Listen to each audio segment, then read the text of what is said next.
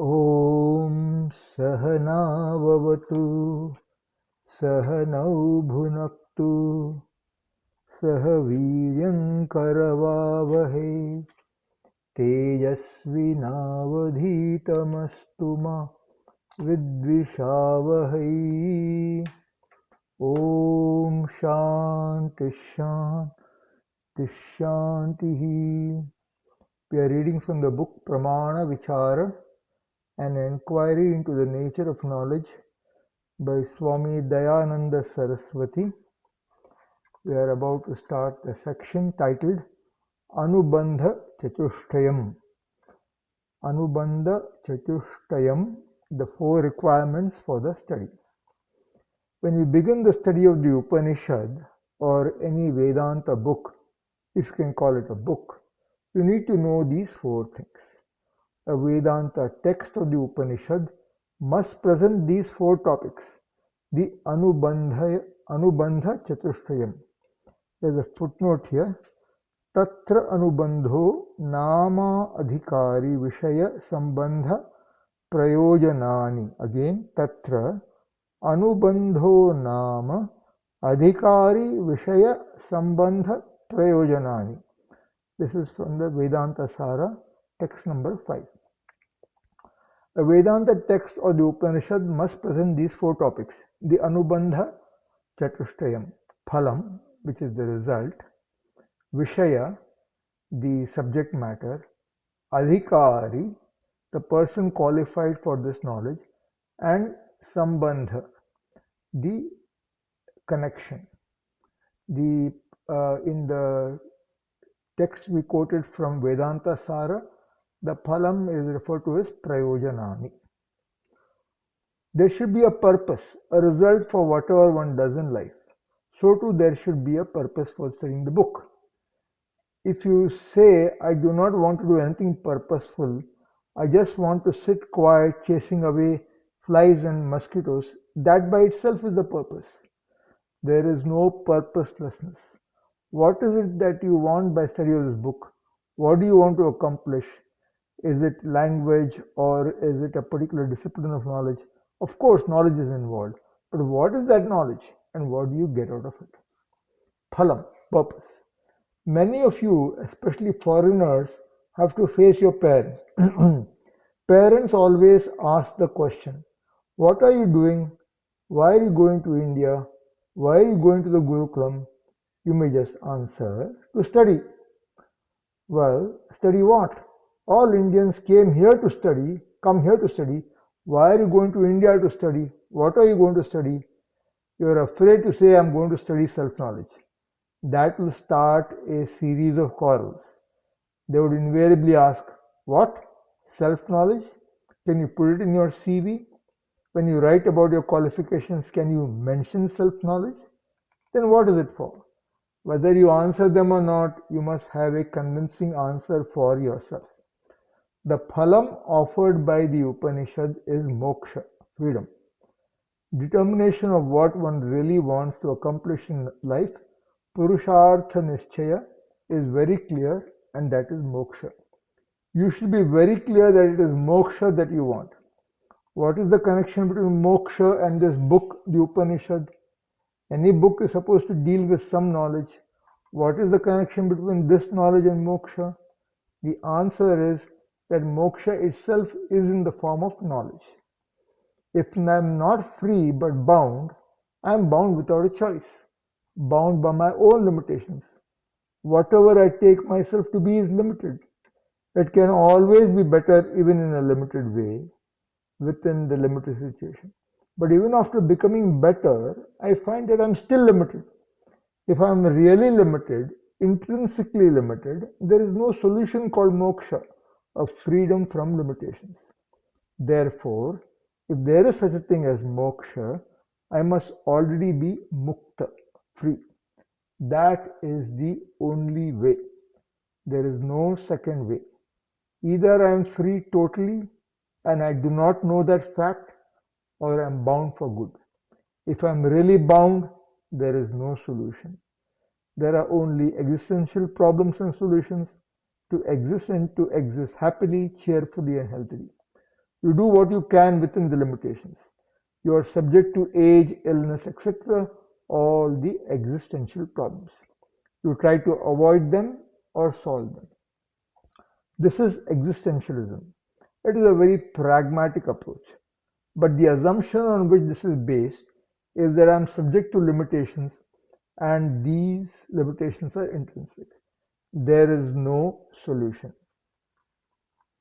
On the other hand, vision of the Shruti, the vision unfolded by the Upanishad, is that you are ever free, free from all limitations. It is not as if you are small and limited and are hoping to be free from your small problems. There is no smallness about you. You are the only significant reality. But that is too big to swallow. You can only say, it is too much. I wish I could be that. You may aspire to become the Prime Minister of the country, but it may not be possible. You are not qualified. However, moksha, complete freedom, as revealed by the Upanishad, is possible. It is possible for you and for everyone. Possible because you are already free from all limitations. All that is here is only you. There is no rival, no second reality to limit you.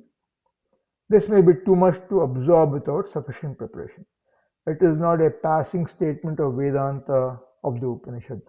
This is a pratigna, a statement which is unfolded carefully. Atmavit shokam tarati. This is from the Chandogya Upanishad, mantra 7.1.3. Atmavit tarati shokam. The knower of the Atman crosses all sorrow. And Brahmavit param apnoti. This is from the Taittiriya Upanishad, mantra 2.1.1. Brahmavit apnoti param. The knower of Brahman attains the ultimate goal, which is Brahman. So again, Atmavit shokam tarati. The knower of the Atma crosses all sorrow. And Brahmavit param apnoti. The knower of Brahman attains the highest goal, are big opening statements made by the Shruti and unfolded later. This is pratigna. Moksha, freedom, is all that everyone wants. Freedom from whatever you do not want. This is moksha. Being self-conscious and not wanting to be as I am, the sense of want is centered on the self, not on the body. But no one says, I want to be the whole. Even if Ishvara comes in front of you and asks, what do you want? All you can say after some thought is, can you get me a house in Coimbatore? You cannot even think through clearly what you want. If you come across a person, a small person but with a big desire, still it is not really going to be anything big. You are not even able to visualize clearly what you want. It is not easy. Therefore, we have to whip up people's thinking and make them recognize what is the basic issue. This Vyavasayatmika buddhi, Purushartha Nischayatmika buddhi, the absolute clarity of what my real purpose in life is not a simple thing. If I am already a Mukta Purusha, a free person, all that I want to be, then all that I need is to know myself. This is the phalam that Upanishad promises. Next section, Vishaya, subject matter. The connection between the knowledge available in the book and the purpose, moksha, is called sadhana sadhya sambandha.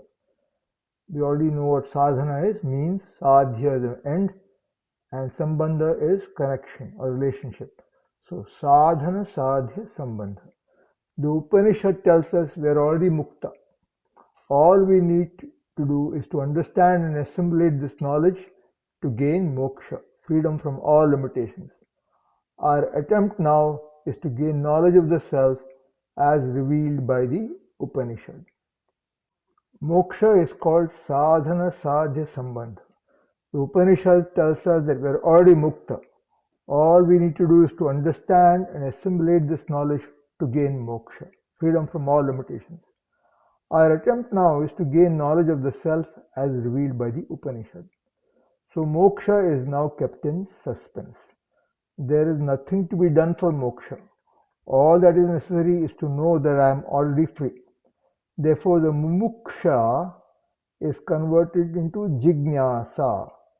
The desire for moksha is now converted into the desire for knowledge. Moktumichha mumuksha. Moktumichha mumuksha.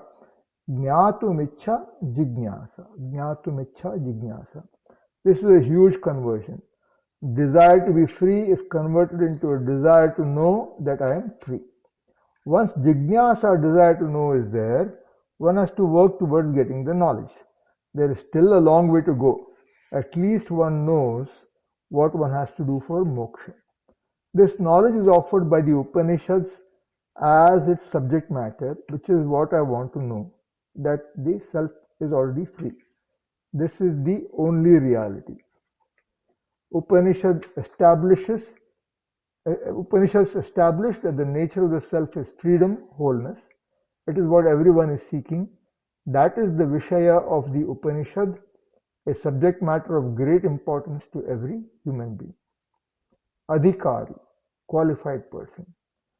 The third aspect of the Anubandha Chatushtaya identifies the Adhikari, the person who will gain from study of the book. One experiences all that the world has to offer. On examination, he can see through the limitations, as also the various seeming purusharthas, the end that everyone is seeking, the ends that everyone is seeking. He would then be able to verify that none of these activities and experiences fulfills his fundamental requirement of freedom and wholeness. The Mundaka Upanishad says, Lokan pariksha brahmana nirvedam ayat.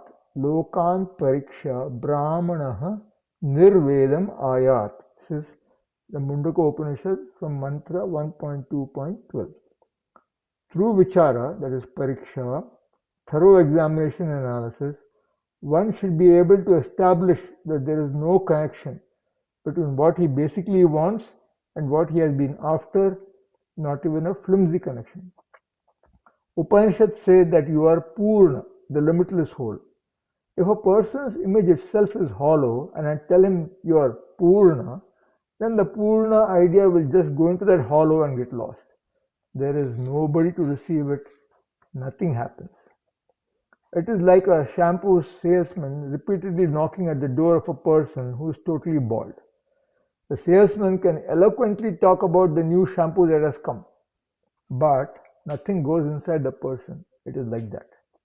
When I have no self-image at all and feel I am a nobody, I have to build it up by doing something, accomplishing something, until I feel I am a somebody. Unless I feel I am a somebody, I will not be ready to hear that I am Purna, the whole. That is why we have to ask who the Adhikari is, who is the person eligible to receive this knowledge. Shastra defines the Adhikari, the person eligible to gain the knowledge offered by the Upanishad. It says he must have fourfold qualities. He should be a mumukshu, have a desire for freedom. They must have viveka, be able to examine and understand that there is something more than what the world seems to offer, and the valuelessness of the small pursuits in the world, and must have an inner tranquility to be able to receive and assimilate the knowledge. So the footnote here, this is called Sadhana Chatushtayam, consisting of Viveka, Vairagya, Shatka Sampatti and Mumukshutvam. Viveka, Vairagya, Shama, Damadi, Shatka Sampatti and Mumukshutvam. It is discussed in detail in books like Tattvabodha. Next section, Sambandha, connection. We have established that the phalam is moksha. The Vishaya, the subject matter of the Shastra, is the self.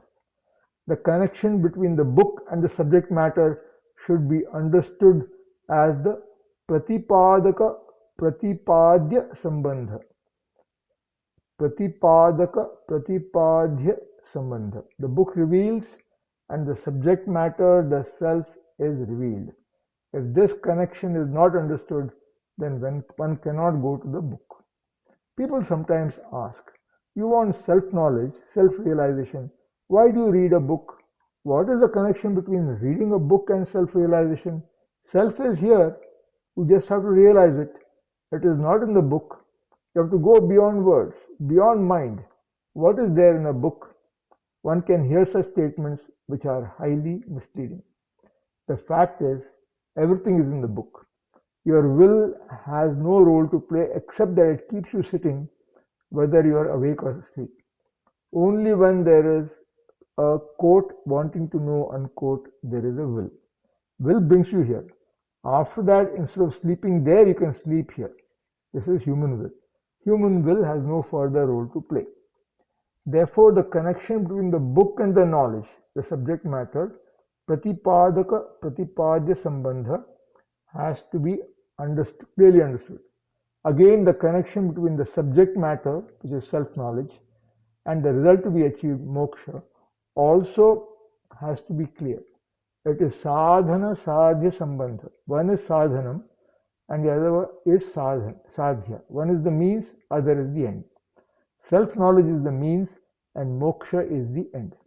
Initially we say knowledge is the sadhanam, the means, and moksha is the sadhya. In fact, the means itself is the end because moksha is in the form of knowledge that I am free from all limitations. It is for moksha that people look for, not knowledge. People say I'm not interested in moksha. I just want to get rid of my insecurity. Freedom from insecurity is moksha. Insecurity means you hold on to some crutches. They only confirm your insecurity. They keep us going. Everyone wants moksha even if they do not know it. There is no question about it. We have only to ask a couple of questions and we end up in moksha. Moksha is the Purushartha. The connection between jnana, the knowledge available in the Upanishad, and moksha is sadhana sadhya sambandha, and between the book and knowledge it is pratipadaka pratipadya sambandha. One reveals the other. Now we have the anubandha chatushtaya. Om Purnamadah Purnamidam Purnat Purnamudachyate Purnasya Purnamadaya Purnamevavashishyate. Om Shanti Shanti Shanti Harihi Om Shri Gurubhyo Namaha Harihi Om.